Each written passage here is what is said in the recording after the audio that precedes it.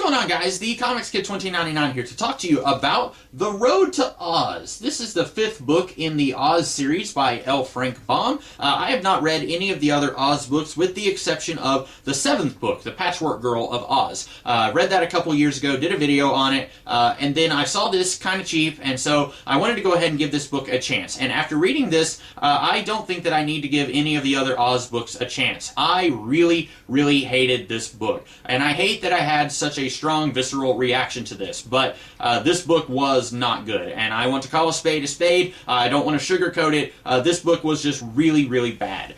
So the big problem that I have with this book is that there is no conflict in this book at all. So the plot is Dorothy, the protagonist from the first book, and I think she's also in the second book. She meets this guy who is a shaggy man. We never find out his name, and he wants directions to a town so that he can know not to go to that town. So Dorothy takes him to this crossroads, and then they get lost somehow. The roads all look jumbled up, and so she, Toto, and the shaggy man, they meet this little boy named Button Bright in the prologue by L. Frank Baum. He says that Button Bright is a stupid kid. He's not stupid, he's ignorant. There is a difference. There's nothing wrong with being ignorant, and this is a little tiny 5-year-old.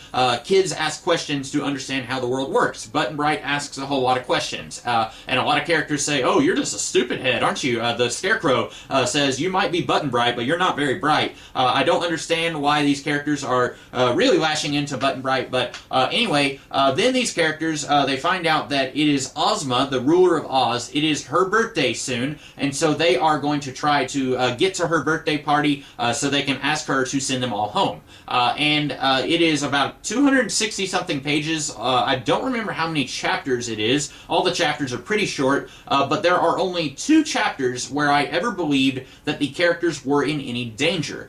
There are these creatures called Scoodlers who want to eat these characters and put them in soup.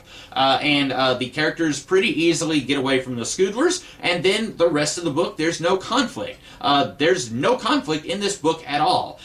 Generally, a story has a protagonist who wants something. In this case, Dorothy wants to go home. And then an antagonist who either wants that same thing, and only one of them can have it, or wants to stop the protagonist from getting that thing for whatever reason. For example, in the Wizard of Oz movie, Dorothy needs the red slippers so that she can go home, but the witch wants the red slippers because they belong to her sister. There's conflict there. And if you don't want to have an antagonist in your story, there are other types of stories you can do. Man versus man, or that's what generally is happening when you have a protagonist and antagonist. Man versus self. You're probably not going to get a whole lot of kids' books that are man versus self, since that involves a whole lot of introspection and kind of heavy thinking, and you're probably not going to do that with a book that's aimed at little kids. And then man versus nature. And this book doesn't really do that either. And you can do all 3. You can have a character who is very introspective and is also at odds with another character, and then there's also the elements that are fighting against our main character. You can have elements of all 3 in a story. Unfortunately, this book doesn't have elements of any of those 3. There is no antagonist trying to stop Dorothy from getting home,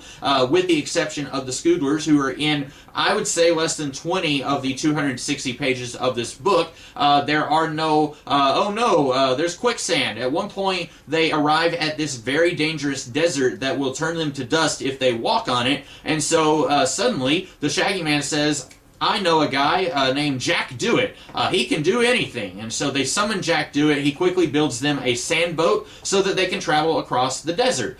Okay, I thought for a second we were going to have a really interesting obstacle for our characters to get through, but nope, they very easily get through the desert. There's nothing here that even resembles a story. It is frustrating reading that. And you might say, well, it's a kid's book. Kids' books don't have to be complicated. There are kids' books, there are kids' stories that actually do have a semblance of structure.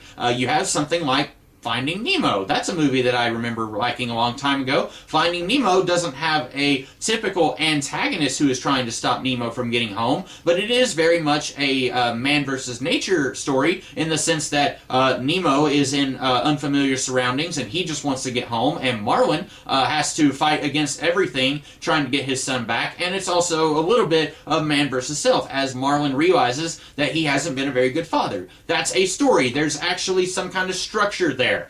You have, I don't know, The Incredibles. That's a man versus man story. There is an actual antagonist there that you can build a story around. Without conflict, you don't have a story. All you have is 260 pages of fluff. And I would think, with this being the 5th book in this series, and there were other books that L. Frank Baum had written outside of the Oz series, I would think that by this point, L. Frank Baum would know better. I would think he wouldn't just churn something out because he was contractually obligated to do so, and then, well, the fans really want an Oz book, I'll just throw the word Oz on the cover, and even if it's crap, then they'll still eat it with a spoon.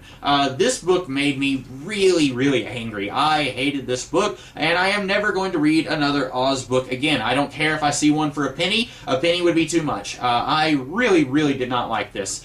So that is all that I have to say about The Road to Oz. I hope you guys liked this video, and I will be back in the future with some more. In the meantime, I will see you guys later. Have a good one.